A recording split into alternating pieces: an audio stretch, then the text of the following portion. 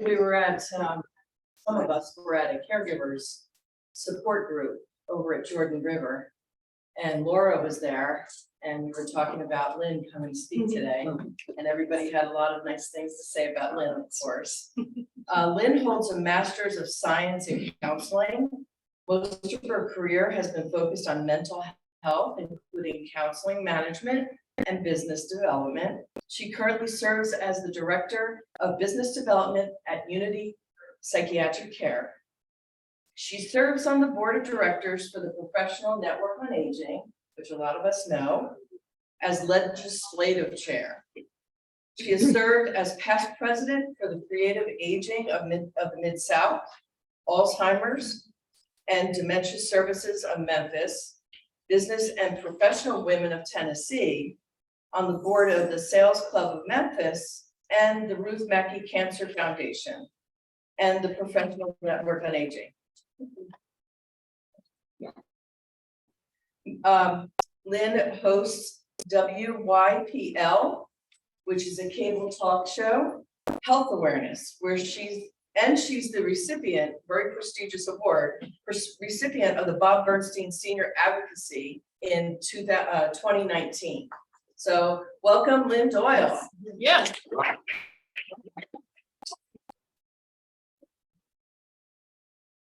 Don't drive in. It's crazy. For all of you who did drive in, I'm so glad you're here.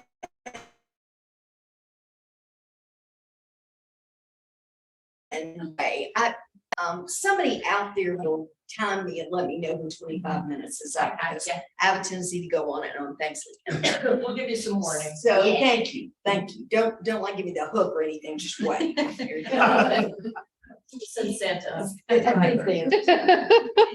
So today I'm going to talk about something that has no real boundaries. So it was very difficult in trying to prepare to bring something to you that would make sense. But again, the edges are jagged because we're going to talk about navigating the health system. More importantly, for me, the mental health system.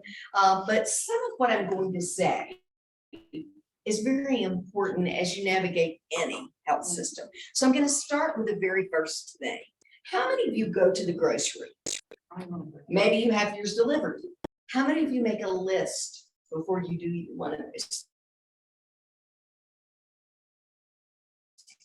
Why do you make that list? For me, it's because instead of spending $100, I spend $350 because by the time I get there, I look at things that I really think that I need or want. So for me, there has to be a list. For us, as we navigate health systems, there has to be a list. It creates a roadmap for us. None of us ever 100%, I don't think we do, go on a trip. It's an important trip, maybe a business trip, that we don't know where we're going. Okay, we've at least got a GPS to give us instructions. We're not just going to blindly drive around, but that's essentially what people do in a health system. Is they're not prepped because we don't want to prep for those things. I mean, none of us, and talking about mental health, none of us expect to be mentally ill, emotionally compromised, brain compromised, whatever you want to call it. None of us want to do that. None of us plan to do that.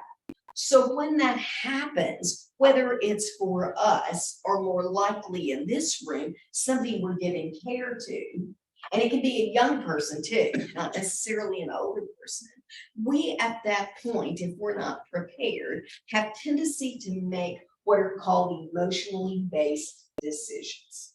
Bad form. Whether you're in a business, whether you're trying to navigate a system, you need a plan. And so you'll hear me say that about 15. So let's talk just a minute about mental health. So mental health is the broadest topic ever. It can go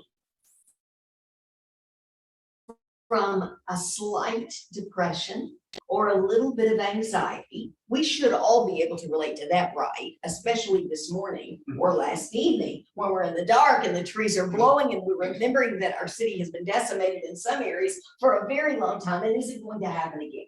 So when that happens, our level of anxiety raises. Just so back to tell you a story, because the stories are what you'll remember. So last evening, I'm in the midst of doing some work because I had some work that I have to do. I always have to bring some work home. I'm sure most of you do.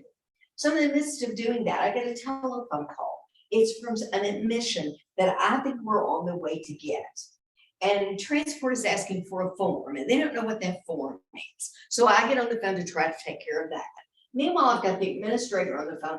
My administrator is now on the phone because he's concerned because the phones and the internet are down at work. I'm not really sure what I can do about that. I think he just called me so I would say a quick prayer, which I did, but because there's nothing I can do, you know, my little puppy, he's a year old.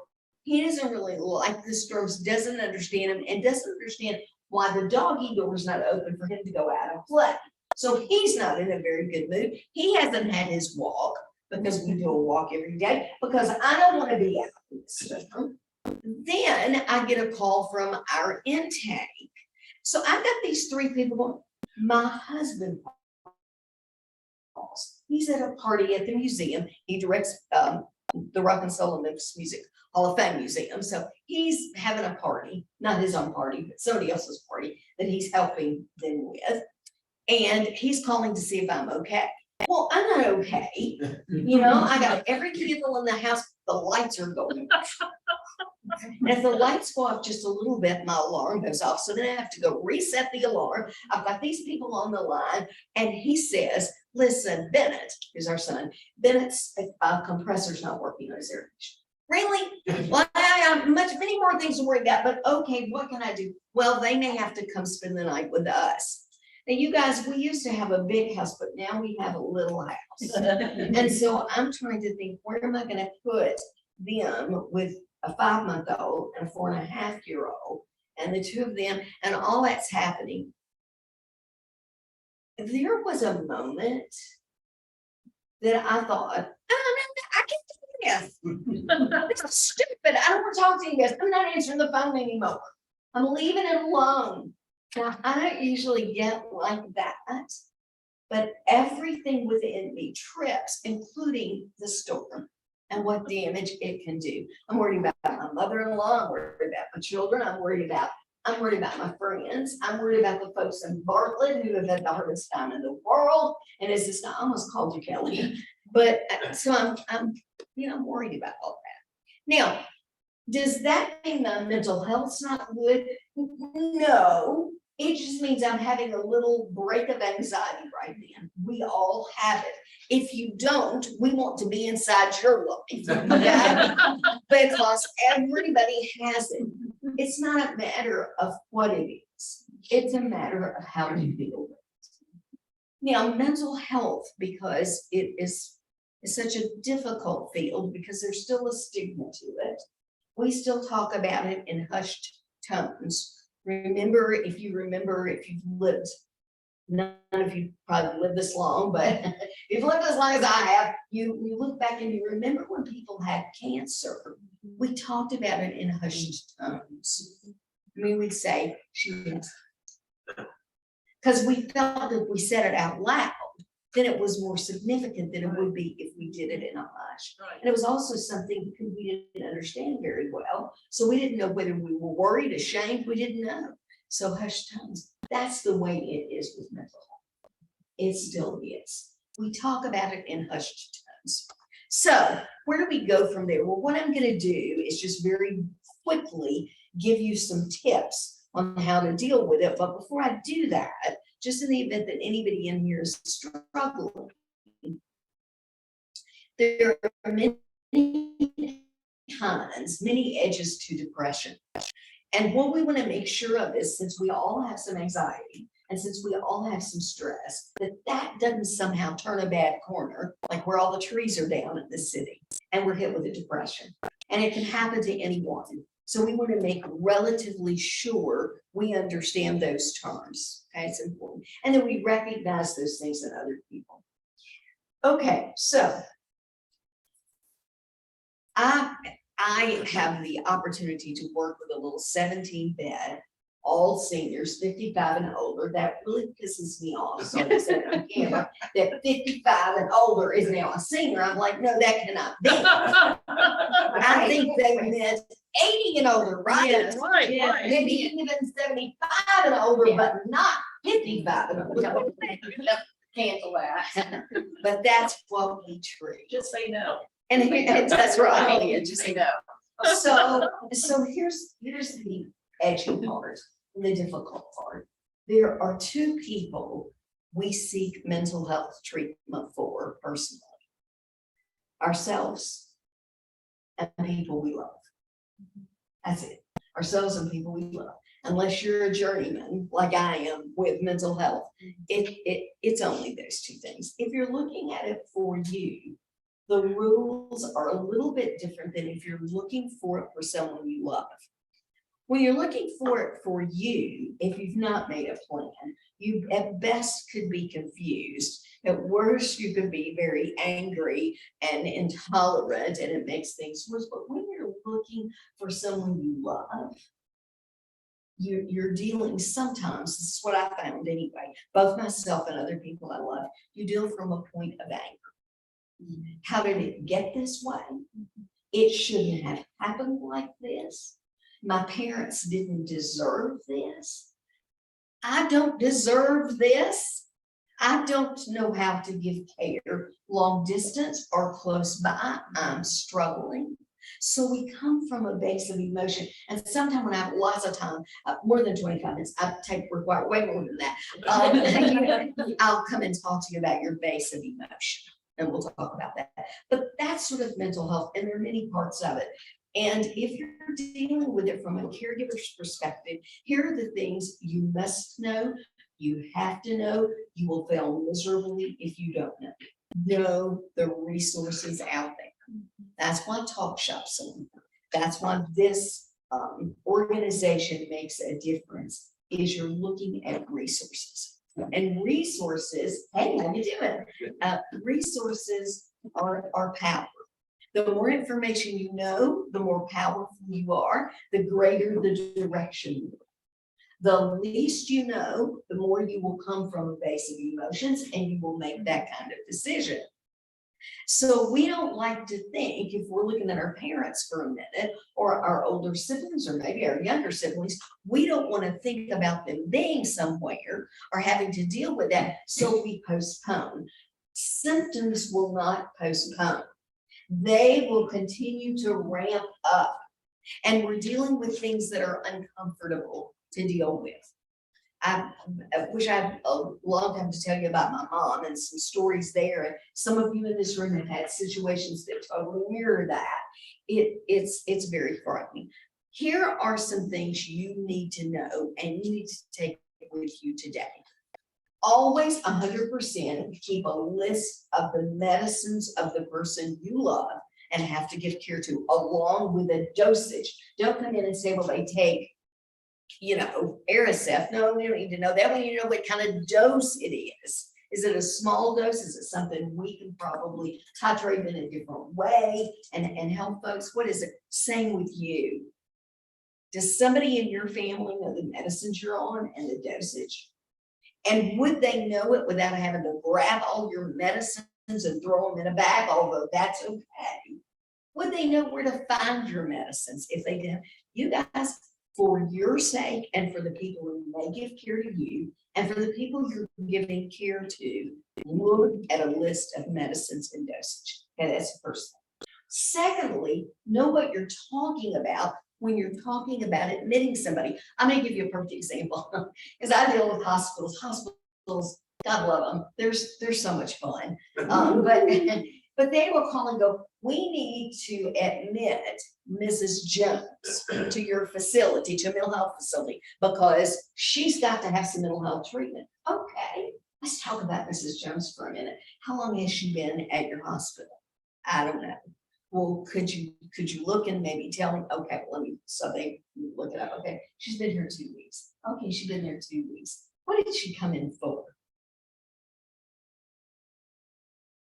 Why is that important? Because I need to know if she's been off the chain psychiatrically and you just stuck her in a room somewhere. What's she in for? Well, she was in for some cardiac distress, but she's okay.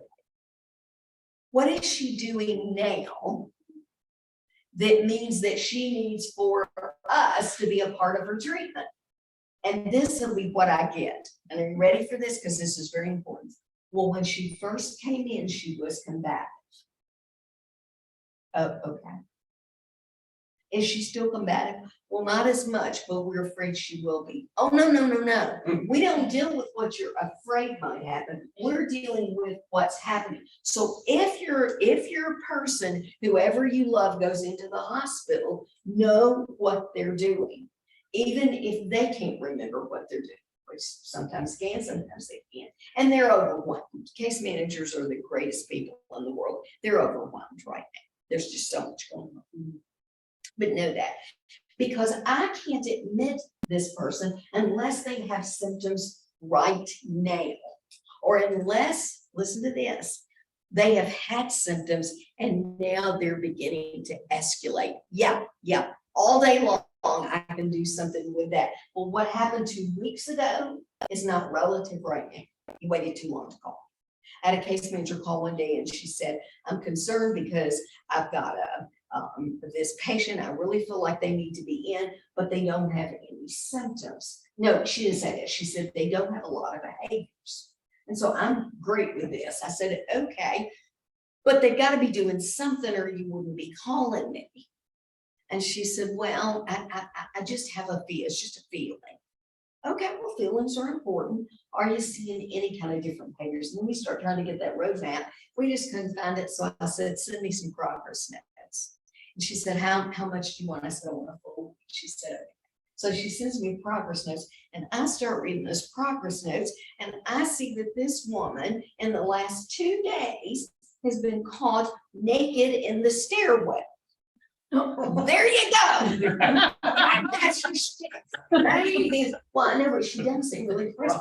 Is it appropriate for her to be naked in the stairwell? No, ma'am. I tell you what, we can work with that. So be as detailed as you can be. Listen, for us, when we go to the doctor, we're not as detailed as we can be. We just think they all fix us. Well, they're the doctor. You know, the doctor. You ought to be able to know what to do to fix me. Well, I can't do anything unless I know what's going on. So that's where it is with physicians. Don't get mad at your nurse prac or your other kind of provider, your physician, because you didn't give them anything to go by. Don't make them ask you questions. That just prolongs the visit. Carry in a notebook with everything written down. Here's what's going on with me. Don't hold back. You can't hold back. You couldn't drive your car into your car service and say, something's going on. Because they're going to ask you, are there lights going off? Are there sounds making? Is it not starting? They didn't have to ask you that. Make that list. And for the people you care for, especially older people, you have to have that piece. What do they do? Okay, now here's a couple of things. I'm gonna skip around here. I'm not gonna get totally, but there's both the outpatient and the inpatient treatment for mental health. Outpatient treatment is always the best. Okay, so when you go into an outpatient program, you're going to come back out and hopefully you're going to be better. Inpatient means that you've reached a critical juncture, that the symptoms that you once had that might not be huge are now blooming, and that you must do something about it. It's like every tree in Memphis or in the Mid-South whose roots are heavily soaked with water. You think we've seen the damage? We've seen all the damage. Those trees are all going to fall. So if you're going down a Walnut Grove, for example, don't. There's so many trees down there. Those roots are saturated. They're going to fall. So give it a little bit, you know. It's very important to not get your roots soaked. Very good analogy. I don't know how else to say it. So inpatient is easier to get in than outpatient. And I know, and that's just terrible. You guys, we just don't have enough outpatient providers. And for those of you who look at a nurse practitioner and say, no, I want a real doctor, don't even go there. Nurse practitioners, especially when we're talking psych nurse practitioners, let me tell you, have been through it before they got there. They have worked psych, they have worked the floor, they understand it. And by the time you come to it, y'all, they're just like an internal medicine person with a psych background. They're the best. I love nurse practitioners. And I tell you that because if you go against that, okay, how long? 6 minutes. 6 minutes. Oh, we got tons of time. Good. Thank you. I thought it said like 33 seconds. I was like, yeah, well, let me just face it. So outpatient is a little bit more difficult to get in, but it's least intrusive. So if your person can go in an outpatient program, or you can, that's a good thing. In mental health, excuse me, lots of outpatient programs out there geared towards specialties as well. So Lakeside, Crestview, Delta, these are all my friends. So I'm Parkwood, I'm happy to share that. At Unity, we're only inpatient right now, but in the next 2 weeks, we're about to start an outpatient clinic. Why? Because we have people leaving and they do not stay on their medications. You got that? And let me just tell you, if you're dealing with somebody older, they may not remember their medicines, and medication issues are one of the top. There are 2 top reasons we see somebody. Urinary tract infection, which would have been an easy fix. Go drop some pee in a jar. They analyze it and say, whoop, you got some bacteria. Let's give you something to correct it. A lot of times that doesn't happen. Or 2, their medicines are so messed up. Older people many times go to multiple physicians, okay? And they get lots of medicine. And here's what they will tell you. And I sort of get this. I'm sort of old school, so I get this. They go, well, I take all that. It's prescribed. Poly drug abuse is a huge thing with the senior community, especially during and after COVID. Because now they've got all these bottles and they're trying to figure out what makes them better, what makes them worse. They've gone to all these doctors, or clinics. Nobody knows what the other person's prescribed. Why? No list. They go in without a list and say, yeah, I think it was something from a sugar. Oh, okay. It's not enough information. So outpatient is awesome. But again, know what is available outpatient. Just know that information. Inpatient. So when you reach a point that you, for example, might come to Unity. Now we've only got 17 beds. So a lot of times I have to, but that's okay. I work well with my competitors. We're all friends and we share that. So that's always good. But here's the thing about inpatient. It's a little bit scary for both you and the person you're giving care to, because it's a psych facility. However, if it's a medication issue, you probably don't have to go inpatient. Now, why would that be? Well, it's because somebody there, a provider there, the staff there has to watch you to see what's going on with your medicines and how they think they can alter those so that they're different. Maybe you're on the wrong medicine. Maybe you've been on the same medicine for the last 20 years. Let's talk about that for a minute. And I'll talk about it for you guys. If you've been on the same medicine for the last 15, 20 years and you hadn't had it checked out, you better. Because what worked for you 15 years ago doesn't work for you now. Your brain is different. Your body type is different. Everything is different. Look at what you're taking, because I see adults, young adults, I see people in this room all the time who literally just didn't need to be on the medicines they were on, or the medicines they were on just didn't work anymore. So now they think something critical's going on because they're having more and more and more anxiety when it's not really anything but a medication show. I can't tell you how important medicines are. And if you need them, you better get them. There is no great banner to wave saying, I don't need any medicines. You probably do. And if you don't right now, you will. So be open to that, but know what medicines do to each other. So if you're going into your primary care doctor and it's about you, you want to say, this is what I'm on. This is how I used to feel. Here's how I'm feeling right now. That's golden information. Okay. So inpatient's a little bit easier to access, but there are a lot of things to remember. And then I'm going to stop and go with this for a minute, because I think this is important stuff for you as we wrap up, begin to leave. Have your plan, know where the places are, know where you would like to go or like to the one you love if it comes to that, and know that before it happens. That's the first thing. Secondly, be tolerant of the staff of a hospital, no matter whether it's a psych hospital or a regular hospital, because they're all overworked, they're all overstaffed. And while you're important to them, they have 50 other people that are just as important. In our case, 16 other people are important. And psych care, one of the things we do is team meetings, and we all get together, discuss that, and then do family meetings with a family once a week, so that they can know what it is that we do. But y'all, it's hard to do that when you got 17 patients. So imagine some psych place that's even bigger. Be tolerant. Realize that there are rules for a reason. You may say, well, I want to visit every day. Well, here's the thing. We found out that for your person, it's not good for you to visit every day. And why do we know that? Because we see weird behaviors when you leave. And it may just be that they're scared because you brought some comfort and now you're gone again. So all those things make a difference, and very important for you to look at. And then, and I'm gonna end with this because I have to. This is very, very important. You better get a POA. You better have a power of attorney. If you don't have one for yourself, get it today.